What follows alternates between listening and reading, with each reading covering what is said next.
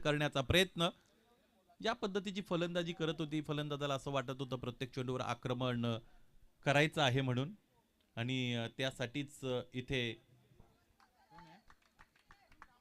फलंदाज प्रयत्नशील असलेले आपण पाहिले. एज लागली आणि त्याचबरोबर फलंदाज बाद झालेले आहेत. प्रकाश, नवीन फलंदाज मैदानाच्या आतमध्ये सनी दाखल होत आहेत.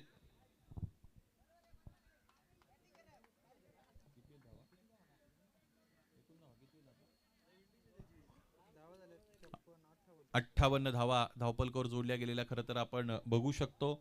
या षटकातील आणखी 3 चेंडू फेकायचे आहेत हे षटक कंप्लीट करण्यासाठी, आणि या गोलंदाजाच्या जर्सीवर सुद्धा 33 दोनदा 3 हा नंबर आहे.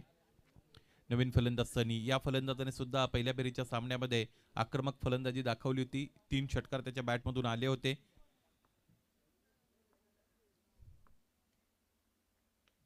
आणखी एकदा इथे एज लागते. गोलंदाजाने वापसी करण्याचा निर्धार केलेला आहे, ठरवलेला आहे, ऍडजस्टमेंट योग्य रीतीने केलेली आहे लेनची, आणि त्याचमुळे आता यश मिळत आहे इथे गोलंदाज नयनला. नयनचा आणखी एक नेत्रदीपक.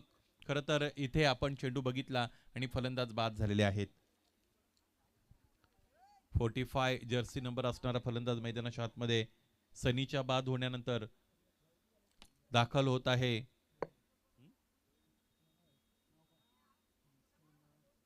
जगदीश, फलंदाजाचं नाव सांग. रोहन.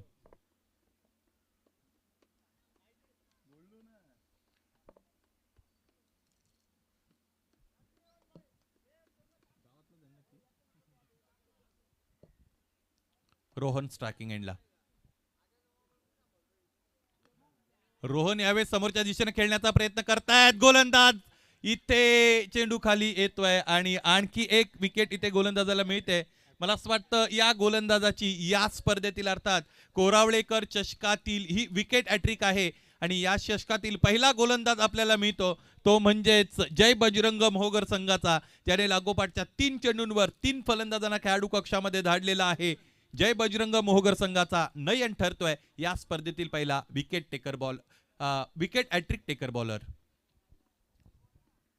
या षटकाला सुरुवात झाली होती ती मला असं वाटतं 2 मोठ्या फटक्यांनी.